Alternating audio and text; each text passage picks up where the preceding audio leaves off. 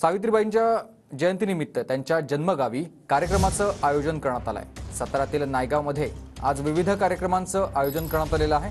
मुख्यमंत्री एकनाथ शिंदे आणि छगन भुजबळ या कार्यक्रमाला हजेरी लावणार आहेत। नायगावमध्ये 300 अधिकारी आणि पोलीस कर्मचारी तैनात करण्यात आले आहेत। या सगळ्याचा आढावा घेतला माझ्या सहकार्यानं।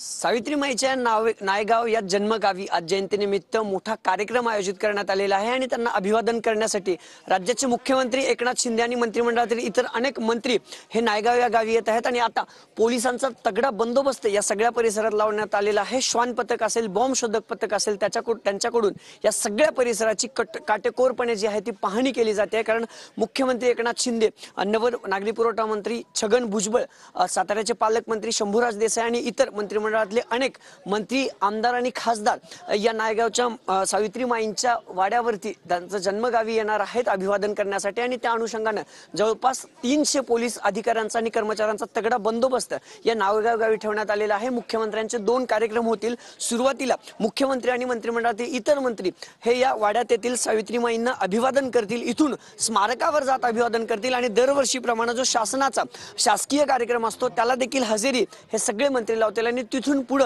मुख्यमंत्र्यांचा आणखीन एक कार्यक्रम खरं तर शिरोळ या गावी ठेवण्यात आलेला आहे। आणि त्या अनुषंगाने आता मोठा पोलीस बंदोबस्त या सगळ्या परिसरात तैनात करण्यात आलेला आहे।